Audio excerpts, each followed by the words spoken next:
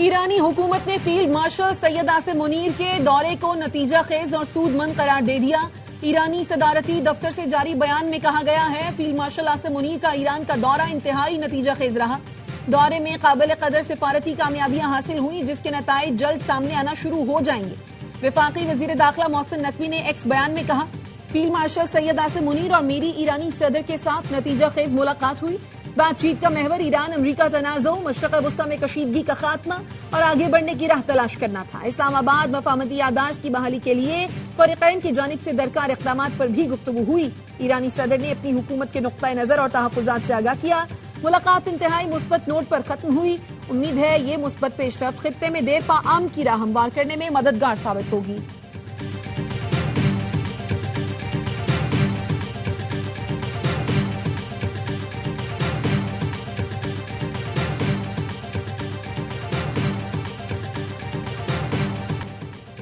Field marshal Syed Asim Munir کی Tehran میں ایرانی قیادت سے ملاقاتیں، پائیدار امن اور خطے میں عدم استحکام کے مستقل خاتمے پر غور۔ ISPR کے مطابق فیلڈ مارشل نے ایرانی صدر مسعود پزشکیان سے ملاقات کی۔ ایرانی سپریم لیڈر کے نمائندے محسن رضائی، ایرانی پارلیمنٹ کے اسپیکر باقر غالباف، وزیر خارجہ عباس عراقچی اور وزیر داخلہ اسکندر مومنی سے بھی ملے۔ ملاقاتوں میں مزید کشیدگی روکنے کے اقدامات پر جامع بات چیت کی گئی۔ آبنہ ہرمز دوبارہ کھولنے، تنازع کے فوری خاتمے پر بھی تبادلہ خیال کیا گیا۔ علاقائی امن اور تنازعات کا مذاکرات سے حل نکالنے کے طریقوں پر بھی گفتگو کی گئی۔ ایرانی قیادت نے پاکستان کے تعمیری کردار، کشیدگی میں کمی، تنازع کے پرامن حل کے لیے مخلصانہ کوششوں کی تعریف کی۔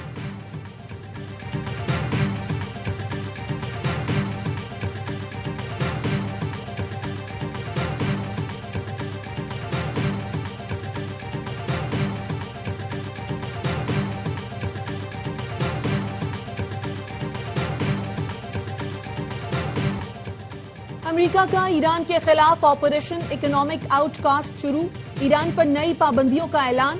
امریکی وزیر خزانہ اسکاٹ بیسنٹ نے بتایا نئی پابندیاں ایرانی تاریخ کی سخت ترین پابندیاں ہوں گی۔ اب ایران کے لیے ہر مالیاتی لائف لائن کو مستقل طور پر بند کیا جائے گا۔ ایران کو معاشی سہارا دینے والے ملک اور عناصر کو بھی نتائج کا سامنا کرنا پڑے گا۔ ایران سے تعاون کرنے والے ملکوں کو امریکی گرفت کا سامنا ہوگا۔ نئے اقتصادی پابندیوں کے بعد ایرانی نظام خود گھٹنے ٹیک دے گا۔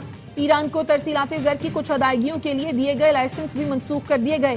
ایرانی وزیر خزانہ نے جواب دیا تہران امریکی پابندیوں کا سامنا کرنے کے لیے تیار ہے۔ ایران امریکی اقدامات کے اثرات سے نمٹنے کے لیے ضروری تیاری کر چکا۔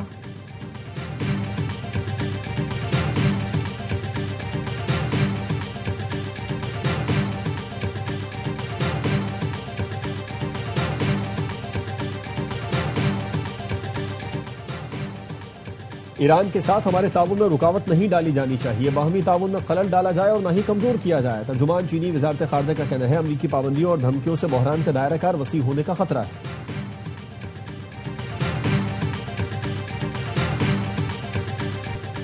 ایران کے پاس واحد راستہ یہ ہے کہ وہ مذاکرات کی میز پر آئے، ضرورت پڑی تو مسلح کارروائیاں کی جائیں گی۔ امریکی وزیر دفاع پیٹ ہیگزٹ کا کہنا ہے ایران معاشی دباؤ برداشت نہیں کر سکتا اور اس کی معیشت زوال کا شکار ہے۔ امریکی محکمہ خزانہ نے 5 سالانہ انقلاب کے 5 سینئر عہدیداروں کے بارے میں معلومات فراہم کرنے پر $1 کروڑ تک انعامات کا اعلان کر دیا۔ فہرست میں 5 سالانہ انقلاب کے کمانڈر احمد واحدی، خاتم الانبیاء ہیڈ کوارٹر کے کمانڈر علی عبداللہی اور 5 سالانہ انقلاب کے سائبر شعبے کے کمانڈر حمید رضا لشگریان شامل ہیں۔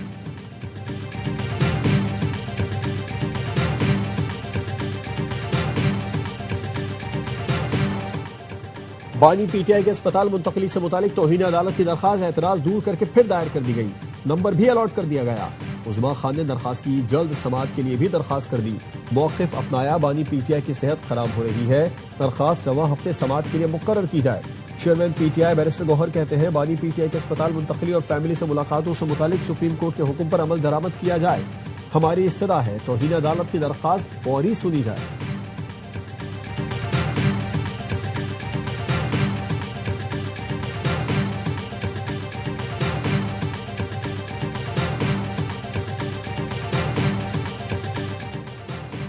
سپریم کورٹ نے بانی پی ٹی آئی کو شفا اسپتال منتقل کرنے کا حکم دیا تھا۔ عدالتی حکم کے باوجود اسپتال منتقل کیا گیا، نہ میڈیکل بورڈ تشکیل دیا۔ پیمز اسپتال میں ECG مشین تک دستیاب نہیں تھی۔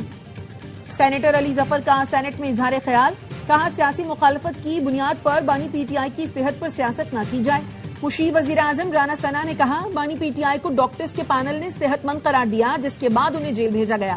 حکومت نے امن و امان کی صورتحال کے باعث آخری وقت پر پیمز منتقلی کا فیصلہ کیا۔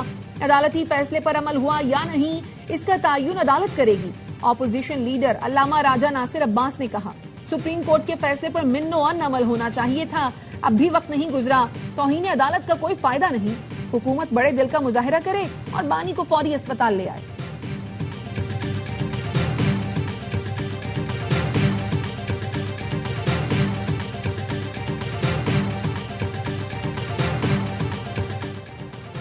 پیمز میں ایک نہیں 2 CT اسکین مشینیں فعال ہیں، ہم اپنے دعوے کے ثبوت اور ایوان میں پیش کر سکتے ہیں۔ ڈاکٹرز نے بانی پی ٹی آئی کے CT اسکین تجویز ہی نہیں کیا تو اسکین کیسے ہوتا؟ وفاقی وزیر صحت مصطفیٰ کمال کا سینٹ میں اظہار خیال۔ وزیر صحت کے خطاب کے دوران اپوزیشن کا شور شرابہ، نعروں اور احتجاج کے باعث سینٹ کا ایوان مچھلی بازار بن گیا۔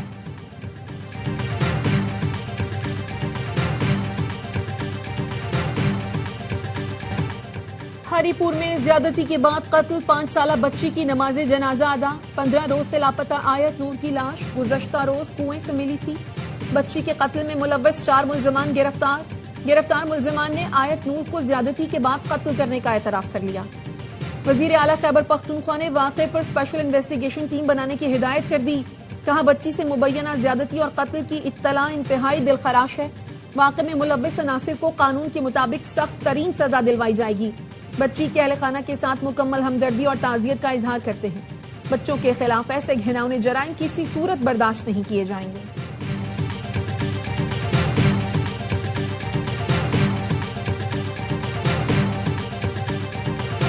راولپنڈی کی خاتون ہنا جاوید قتل کیس کی تحقیقات۔ پنجاب فورنزک لیبارٹری میں ملزم شوہر اور ملازم کا DNA ٹیسٹ مکمل کر لیا گیا۔ ملزم ذیشان نے دوران تفتیش خاتون کے قتل کا اعتراف کر لیا۔ بتایا مقتولہ کے شوہر نے قتل کے عوض 1 لاکھ روپے کا وعدہ کیا تھا۔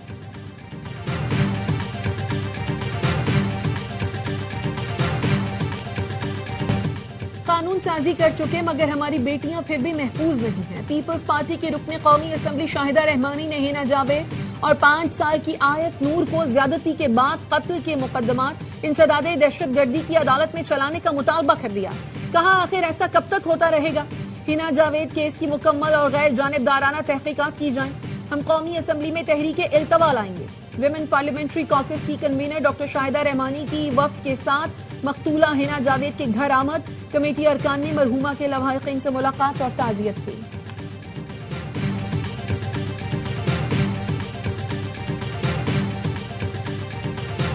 میر رضا قتل کیس میں سندھ ہائی کورٹ نے GIT تشکیل دینے کی درخواست پر سماعت کا تحریری حکم نامہ جاری کر دیا۔ عدالت نے کہا تھانہ فیروز آباد میں اغوا اور قتل کی دفعات کے تحت مقدمہ درج ہے۔ مؤثر اور درست فیصلہ سازی کے لیے ان سوالات کا جواب ضروری ہے۔ کیا GIT تشکیل دینے کے لیے عدالت براہ راست ہدایات جاری کر سکتی ہے؟ کیا عدالت تفتیش اور رپورٹ کے عمل کی نگرانی اور اس پر اثر انداز ہو سکتی ہے؟ کیا انکوائری آرڈیننس کے نوٹیفیکیشن کے عدم موجودگی میں کیس بنتا ہے؟ عدالت نے ایڈوکیٹ جنرل، پروسیکیوٹر جنرل اور DAG سمیت تمام فریقین کو 31 اگست کے لیے نوٹس جاری کر دیے۔ آئندہ سماعت پر فریقین سوالات پر عدالت کی معاونت کریں۔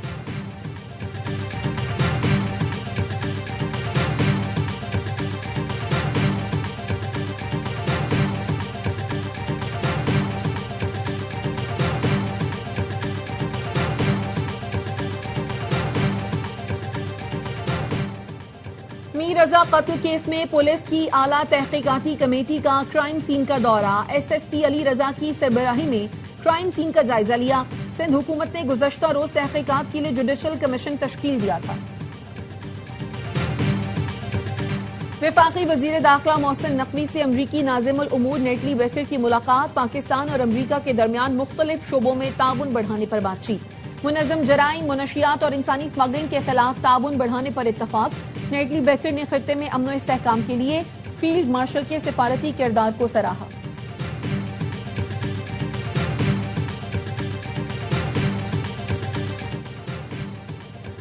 33 اعلیٰ ریٹائرڈ افسران کے بیرون ملک منتقل ہونے کے باوجود پینشن لینے کا انکشاف۔ وزارت خارجہ نے بیرون ملک مقیم ریٹائرڈ افسروں کی تفصیلات پارلیمنٹ میں پیش کر دی۔ دستاویز کے مطابق حکومت غیر ملکی کرنسی میں پینشن حاصل کرنے والے افسران کو 34 کروڑ 21 لاکھ سالانہ ادائیگی کرتی ہے۔ کئی ممالک میں رہنے والے افسران کو پینشن کی ادائیگی ملکی کرنسی میں بھی ہوتی ہے۔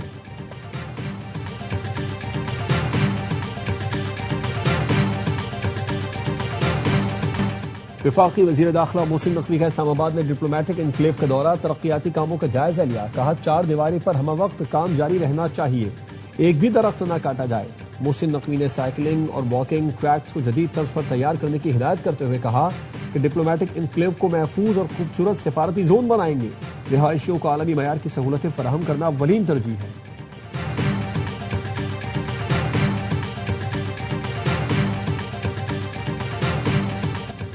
ربیع الاول کو ملک گیر ہڑتال کی تاریخ کا اعلان کریں گے۔ امیر جماعت اسلامی حافظ نعیم الرحمان کہتے ہیں ملک بھر میں شٹر ڈاؤن ہوگا، اس کے بعد اسلام آباد مارچ کا اعلان بھی کیا جائے گا۔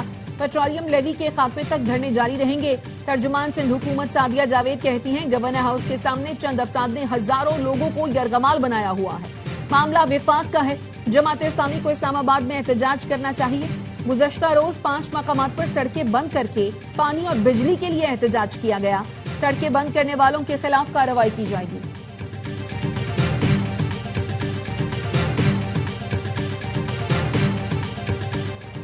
منشیات برآمدگی کیس میں عدالت کوکین ڈیلر انمول اور پنکی کے عدم پیشی پر برہم۔ جیل حکام نے بتایا کہ محکمہ داخلہ نے انمول اور پنکی کو ویڈیو لنک پر پیش ہونے کی ہدایت کی۔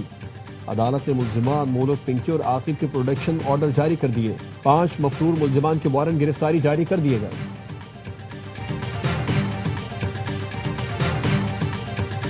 پاکستان کی عالمی کیپٹل مارکیٹ میں دوبارہ واپسی کی تیاری۔ وزیر خزانہ محمد اورنگزیب کا کہنا ہے پاکستان رواں مالی سال کے دوران 1 سے 2 ارب کے یورو بانڈز جاری کرنے پر غور کر رہا ہے۔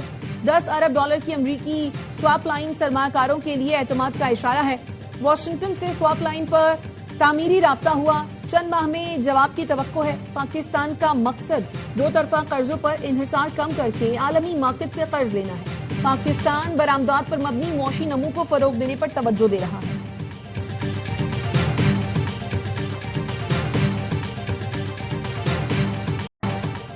پاکستان ورچوئل اثاثوں پر پابندی سے ریگولیٹڈ نگرانی کی جانب منتقل ہو گیا۔ پاکستان میں ڈیجیٹل مالیاتی انفراسٹرکچر کے فروغ کے وسیع مواقع ہیں۔ چیئرمین پاورا بلال بن ثاقب کا تاشقند میں silk road finance and technology forum سے خطاب، کہا ورچوئل اثاثوں کے شعبے میں مؤثر ریگولیٹری نظام سرمایہ کاری کے مواقع پیدا کرے گا۔ اسٹیٹ بینک 10 لائسنس یافتہ ورچوئل اثاثہ سروس والوں کے لیے اکاؤنٹس کی اجازت دیتا ہے۔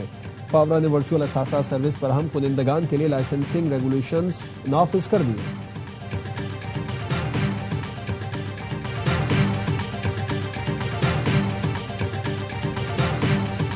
سعودی ولی عہد کا فرانس کا دورہ، فرانسیسی صدر اور وزیر اعظم سے ملاقاتیں کی۔ مشرق وسطی میں مزید کشیدگی سے بچنے اور علاقائی سلامتی یقینی بنانے کے لیے مذاکراتی حل پر زور دیا۔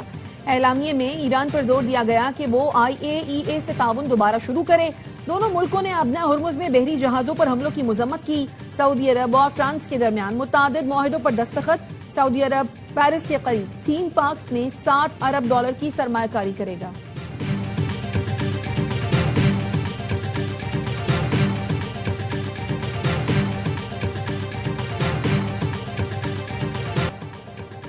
امریکہ نے 47 سال بعد شام کو دہشت گردی کی سرپرستی کرنے والی ریاستوں کی فہرست سے نکال دیا۔ شامی صدر نے اعلان کو تاریخی قرار دیتے ہوئے عوام کو مبارکباد دی اور صدر ٹرمپ کا شکریہ ادا کیا۔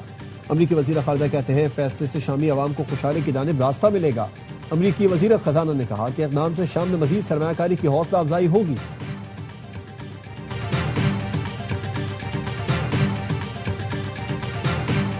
چینی صدر شی جن پنگ نے مسئلہ فلسطین کے 2 ریاستی حل کا مطالبہ کر دیا، کہا پہلے سیاسی سمجھوتے کو ترجیح دے کر مسئلے کا 2 ریاستی حل نکالا جائے۔ غزہ میں رہنے والے فلسطینی عوام پر حکومت فلسطینی کرے، شہریوں کی حفاظت کا انتظام کیا جائے، انصاف اور مساوات کو ملحوظ خاطر رکھا جائے۔